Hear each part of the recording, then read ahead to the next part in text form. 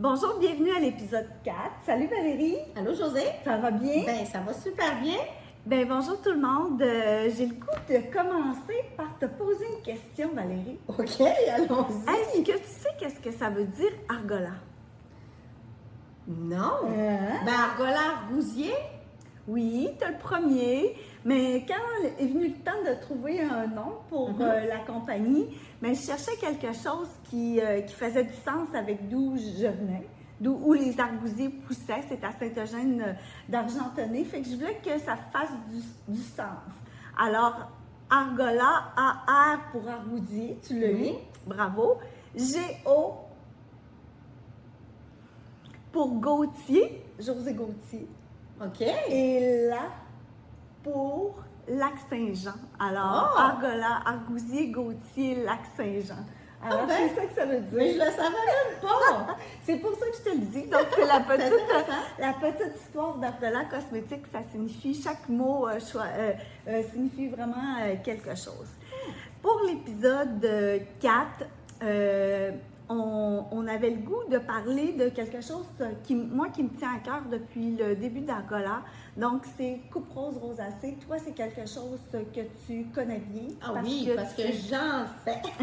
Parce que t'en fais et t'as essayé beaucoup de choses. Vraiment. Donc, à un moment donné, quand est venu le temps de développer des gammes de produits, j'avais tellement de demandes sur des personnes qui avaient des rougeurs, peau sensible. Donc, j'ai développé vraiment une première formulation d'un trio coupe rose rosacée, puis d'ensemble. Puis avec toi, on a pu l'améliorer au niveau des ingrédients actifs. Donc aujourd'hui, on voulait vraiment parler de cette problématique-là parce que je pense que c'est la gamme qu'on vend le plus. Oui, puis la coupe rose rosacée au Québec, on en voit beaucoup. On a beaucoup de variations de température. C'est génétique aussi, beaucoup, mais ça, je vais en parler un petit peu plus loin.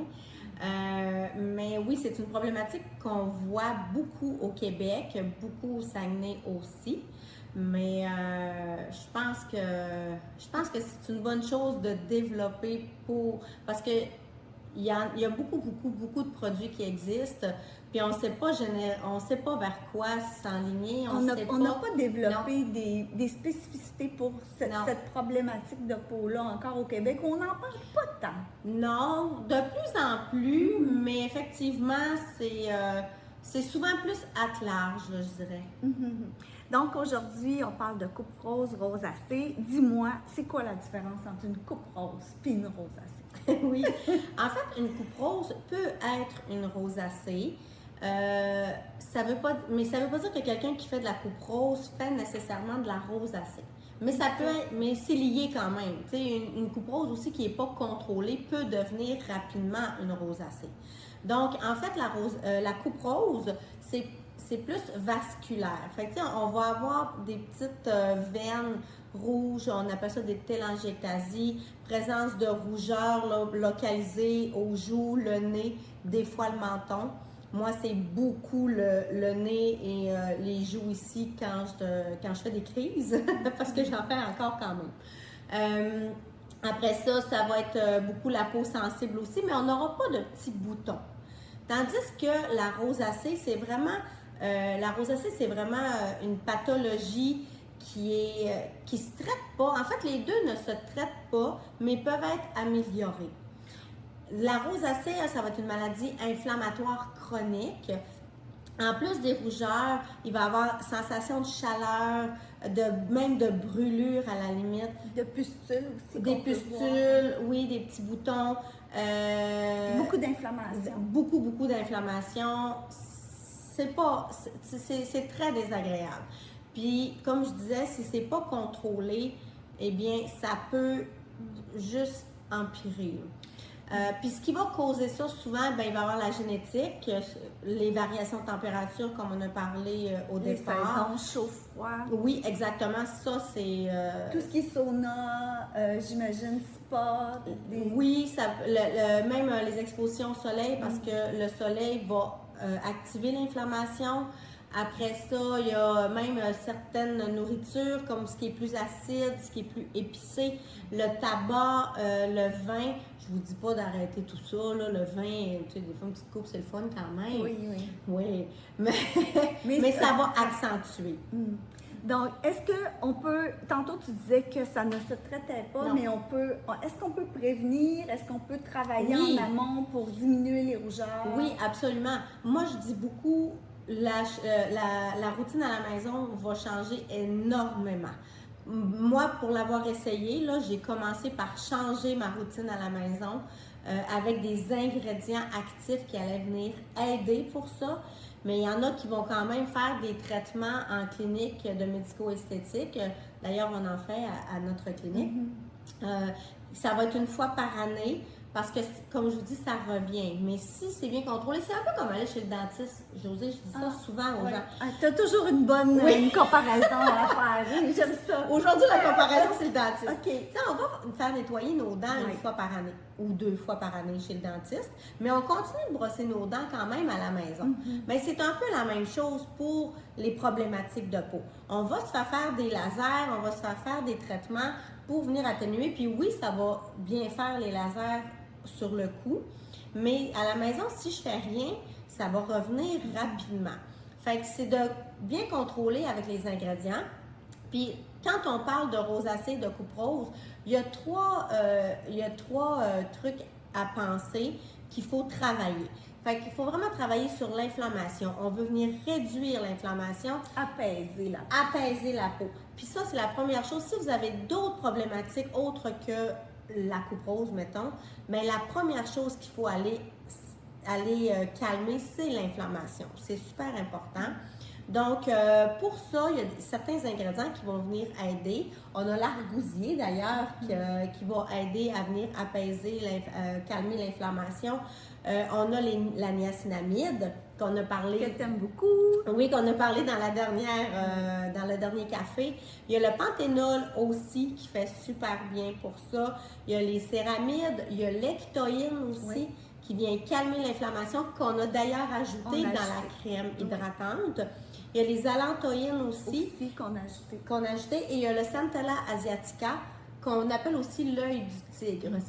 Ça, c'est aussi cicatrisant, fait que c'est intéressant. Deuxième chose, c'est qu'on veut renforcer la barrière cutanée parce qu'elle est altérée. On en a déjà parlé aussi auparavant. Fait que quand notre barrière cutanée elle est altérée, qu'est-ce que ça fait? C'est que ça va créer de l'inflammation, des rougeurs, du tiraillement, ça va venir plus sèche. Donc, on veut vraiment venir la renforcer. Avec quoi? On en a déjà parlé. Des céramides, des squalanes, entre autres. Ça va venir aider à réparer. Donc, ça, c'est des ingrédients importants aussi qu'on peut privilégier. Et aussi, le troisième facteur, c'est les petits vaisseaux sanguins qu'on appelle aussi les télangiectasies. Ça, par contre, avec des crèmes, on est moins capable de venir atténuer ça. Ça prend vraiment des lasers vasculaires parce qu'on veut éviter que ça se répande puis ça fasse un peu comme une toile d'araignée. Oui. Fait que ça va être plus avec des traitements en clinique de médico-esthétique avec des lasers vasculaires.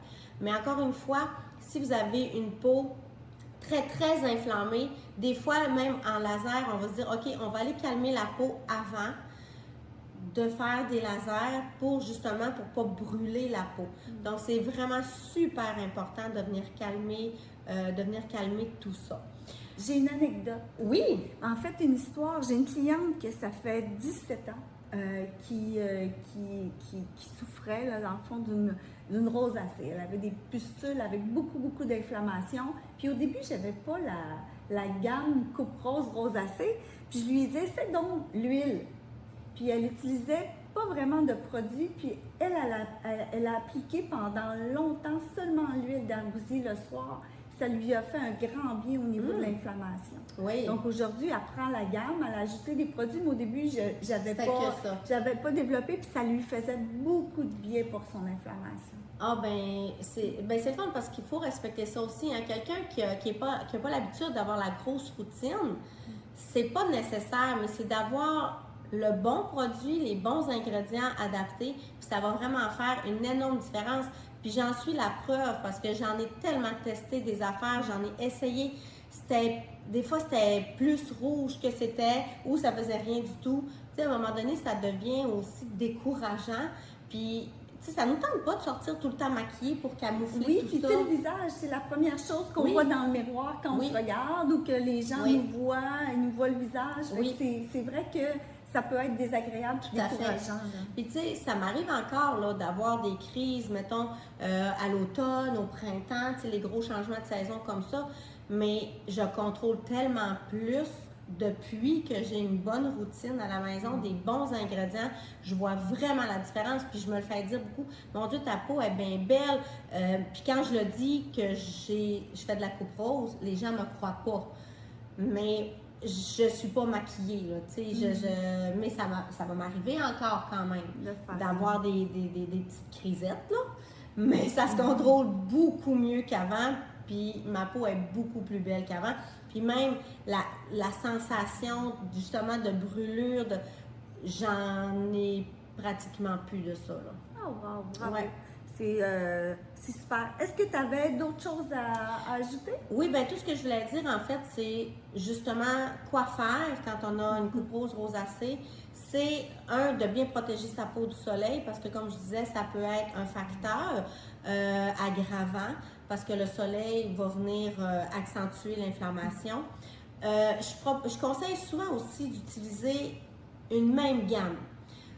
De ne pas s'éparpiller dans les gammes parce que c'est là qu'on risque d'avoir plus de contact avec des ingrédients actifs qui vont... Ils ne sont pas appropriés nécessairement. C'est ça, puis qui vont nous irriter la peau. Qui ne vont pas travailler en synergie. Ça ne travaillera pas en synergie, exactement, parce que les gammes qui sont conçues pour ça, ils vont travailler sur les 3 facteurs que je viens de nommer. Oui, puis je me souviens quand on a travaillé sur la gamme coupe rose, tu disais, ben non, Josée, on ne mettra pas tous les ingrédients actifs dans la crème, c'est dans le sérum. Il faut que ça travaille ensemble en complémentarité. Oui, parce qu'un sérum va travailler sur la condition. La crème peut aussi travailler sur la condition, mais la crème est faite pour hydrater. Donc, tu sais, les deux vont travailler ensemble. Mais si j'utilise un sérum d'un autre, puis une crème d'un autre, puis une autre affaire d'un autre, bien, on peut se retrouver aussi comme avec une toxicité de certains ingrédients, puis des ingrédients qui ne sont pas compatibles non plus. Fait que là, on réagit encore plus, puis on a les peaux hyper sensibles, hyper réactives. Fait que ce qu'on veut, c'est éviter ça. Donc, de toujours garder la même gamme pour ces types de peaux-là, moi, c'est ce que je conseille vraiment. Donc, quelqu'un, mettons, qui ne sait pas par où commencer, qu'est-ce que tu lui proposerais? Quelqu'un qui a une coupe rose, puis qui n'a pas nécessairement de routine, tu lui proposerais de commencer par quoi? Protéger sa peau, hein? Ça c'est dans tout, c'est de toujours bien protéger sa peau.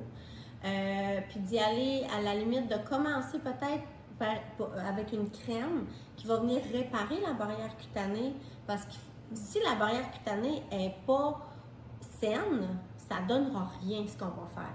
Fait que, tu sais, de venir rééquilibrer, de venir renforcer sa barrière cutanée avec une bonne crème, puis d'y aller avec une crème faite pour les peaux sensibles, pour les peaux coupe rose rosacée, parce que c'est ça, elle ne sera pas trop agressante pour la peau. Donc, moi, je commencerai par ça. Puis après, si ça va bien, puis je fais tout le temps aussi intégrer graduellement les produits. Fait que comme ça, si on réagit à une chose, on va le savoir c'est quoi.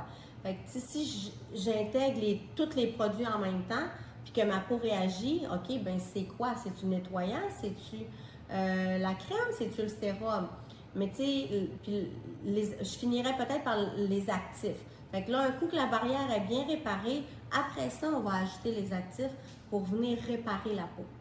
Ça a plein de bon sens. Tu es prête pour une question cliente? Absolument. Alors, la question cliente que j'ai reçue, est-ce que les produits qu'on utilise devraient changer avec les saisons? Ben moi, je dirais que oui, pas tous les produits nécessairement, mais on va beaucoup changer la crème hydratante. Tu sais, souvent l'été, on n'a on a plus de sébum, on a la peau un peu plus grasse.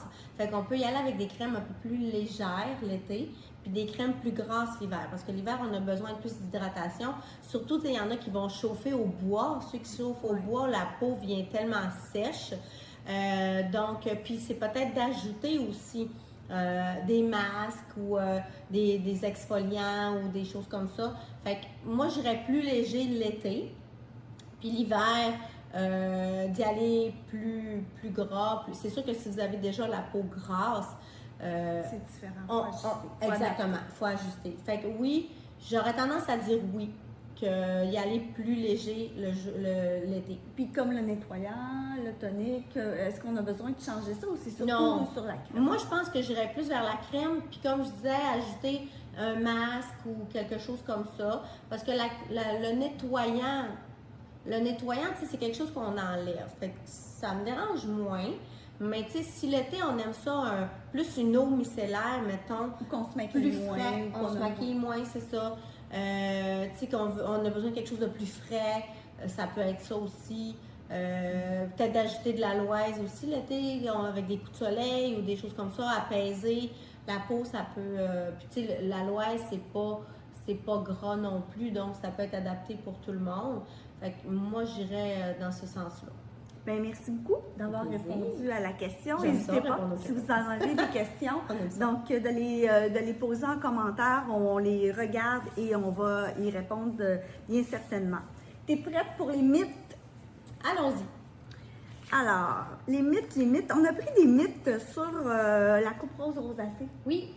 Alors, mon premier mythe, il est où? Il est ici. Alors, la rosacée est simplement une peau sensible ou des joues qui rougissent facilement. Non, c'est faux. C'est vraiment une condition inflammatoire chronique, comme j'expliquais, qui ne se guérit pas, mais qui peut être contrôlée. OK. Donc, parfait. Alors, c'est faux. Alors, le deuxième mythe. Oui. Alors là, je pense que je vais te faire rire. Il faut exfolier souvent sa peau pour diminuer les rougeurs. C'est faux! Parce que, en fait, la peau, elle est déjà irritée. Fait que si on vient irriter davantage, c'est pas génial. Par contre, il y a certains exfoliants qui ne sont pas mécaniques. Parce qu'un exfoliant mécanique, ça veut dire que ça a un petit grain dedans. Puis ça peut venir irriter davantage. Puis moi, ben ça, c'est très non sur ma peau, là. Je l'ai testé plusieurs fois. Sinon, il y a les enzymes. Il y a des exfoliants aux enzymes qui ne sont pas mécaniques, c'est vraiment lisse. L'enzyme, c'est ce qui se rapproche le plus de la peau, donc ça va être toléré même sur les peaux sensibles. Fait qu'on peut avoir une exfoliation avec un exfoliant un petit gommage enzymatique. Ou sinon, ce que j'ai appris dans mes formations, c'est qu'une surhydratation va créer une exfoliation naturelle de la peau. Parce que des fois, j'ai des personnes qui viennent me voir et qui me disent « Ah, mais là, ça marche pas, Valérie, là, je mets ma crème puis ça roule sur mon visage. » Bien, ça, c'est une surhydratation qui fait que les peaux mortes vont s'exfolier par elles-mêmes parce qu'il y a beaucoup d'hydratation. Fait que pour les peaux sensibles, ça peut être une belle alternative aussi parce qu'en vieillissant, c'est bien d'exfolier sa peau. T'sais, il faut l'exfolier la peau pour que nos petites cellules qui sont paresseuses puissent s'en aller. Alors, c'est ça. Mais une exfoliation mécanique, je dirais que c'est pas trop recommandé. C'est pas recommandé. C'est plus à éviter. Bien, merci beaucoup. Ça me fait plaisir. Encore très intéressant, Valérie. Merci. J'espère que vous en avez appris sur la coupe rose, la rosacée. N'hésitez pas à aller visiter notre site web parce qu'on a un beau trio coupe rose rosacée. Si ça vous tente de l'essayer, abonnez-vous à l'infolette. Vous allez recevoir un 15% de rabais. Donc, ça peut vous être un incitatif pour pouvoir le faire. Si vous avez des questions, encore là, on est là. On est là pour ça. N'hésitez pas. Donc, on se dit à la prochaine. Oui, puis si vous hésitez, que vous ne savez pas trop vers quel produit vous dirigez, vous pouvez nous écrire, là, il n'y a pas de problème, on est là pour ça, on est là pour vous guider aussi. Ou si vous voulez qu'on analyse vos produits que vous avez déjà à la maison, si vous avez cette problématique-là, on peut vous dire, ben oui, c'est conseillé ou moins, ou on peut faire ça avec vous aussi, on est là pour ça. Alors, voilà. Merci beaucoup tout le monde. À une prochaine épisode. Bye!